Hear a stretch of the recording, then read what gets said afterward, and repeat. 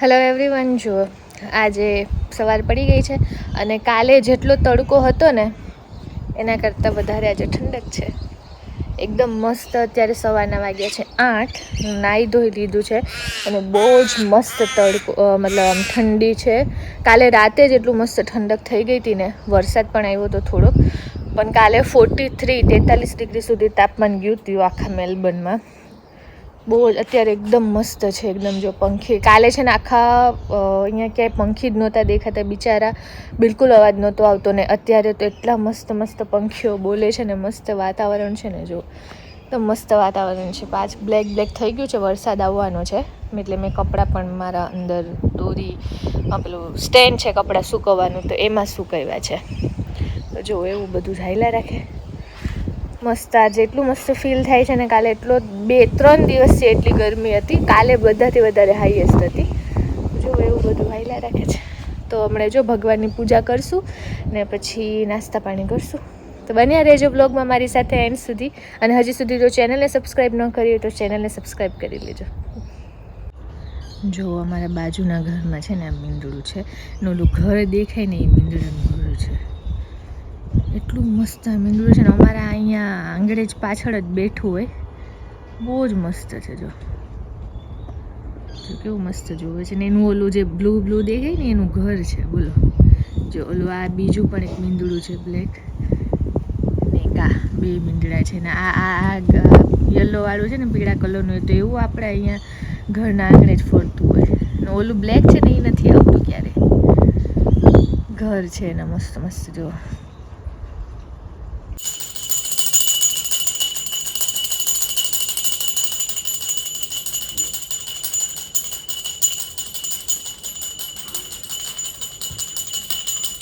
1 eternity later. અમે લોકો આવ્યા છે અહીંયા છે ને મેલબર્નમાં ખાઉ ગલી છે. સુરતમાં કેવી છે ખાઉદરા ગલી, બસ એવી રીતના અહીંયા પણ ખાઉ ગલી છે. જો પાછળ દેખાય આખું.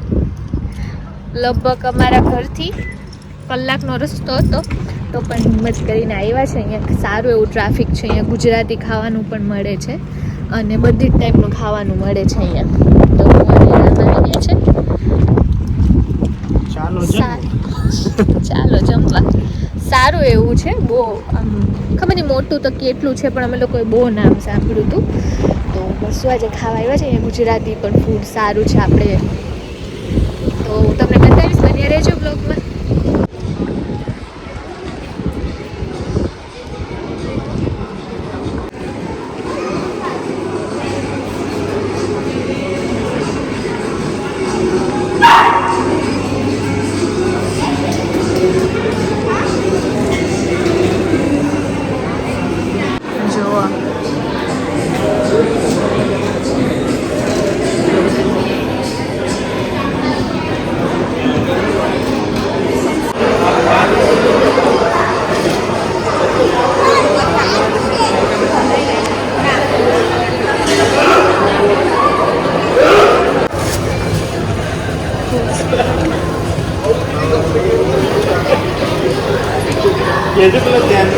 જો અહીંયા ખાટલા ઉપર બેસીને ખાવાનું છે અને સારું એવું છે.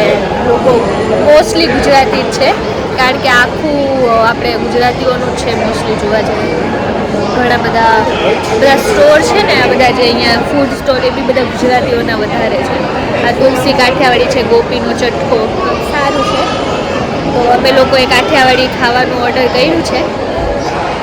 ખાટલા ઉપર બેસીને હમણાં ખાશું. બહુ ટાઈમ પછી આવું કંઈક ખાઈએ છીએ. મોમોઝ પણ છે નેપાળના, બટ મને તો મોમોઝ ભાવતા નથી, તો મારે તો નથી ખાવા. પછી અમે જો તુલસી કાઠિયાવાડીમાંથી ઓર્ડર કર્યું છે. પછી આ સામે દેખાય ને ત્યાં પણ ગુજરાતી જ છે, પણ ઘણું સારું છે, મસ્ત છે. જો અહીંયા છે ને આવું આપ્યું છે. હમણાં અમારો ઓર્ડર રેડી થશે ને એટલે આ વાગશે, પછી અહીંયા જઈને આપણે લઈ આવશું. રામ પાસે બીજી જગ્યાનું છે, 2-3 જગ્યાએથી ઓર્ડર કર્યું છે. જો એવું બધું છે. જો આવી રીતના વાગવા લાગ્યું છે.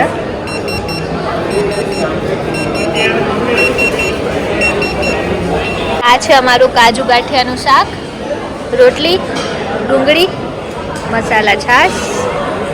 તો ચાલો જમવા. બહુ ટાઈમ પછી જો ઇન્ડિયન સ્ટાઇલ પિઝા અહીંયા છે. અહીંયા પિઝા આ લોકોના મેઇન છે, પણ અહીંયા એટલા કંઈ સારા મને તો નથી ભાવતા.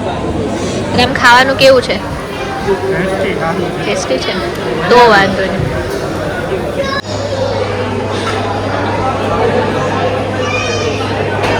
તો આવી છું આઈસ્ક્રીમ લેવા માટે. આરામ બેઠા છે પાછળ. તો મંગાવી છે દેશી કોઠીની આઈસ્ક્રીમ છે. આ બ્રાઉની આઈસ્ક્રીમ છે ને ચોકલેટ આઈસ્ક્રીમ છે. રામે મંગાવી હતી ચોકલેટ આઈસ્ક્રીમ ને મેં ખાધી હતી બ્રાઉની આઈસ્ક્રીમ. પણ હવે રામને મારી આઈસ્ક્રીમ વધારે ભાવે છે. આ મારી આઈસ્ક્રીમ વધારે ભાવી. મારી પસંદ વધારે સારી છે.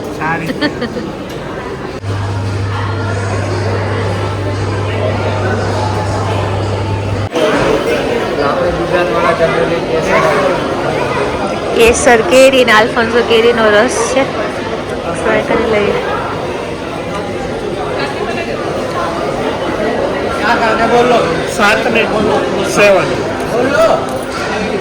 Mango pulp. જો ખાઈ પી લીધું છે. વાગી ગયા છે 9 અને રસ્તો બતાવે છે 55 મિનિટનો. 10 વાગે ઘરે પહોંચી જશું. હવે આળસ થાય. હવે તો થાય જ ને આળસ. જો આ છે અહીંયા આવ્યા હતા. આ બાજુ બધા ગુજરાતીઓ વધારે રહે છે. જય નીલ. જો ગાડી નંબર પ્લેટ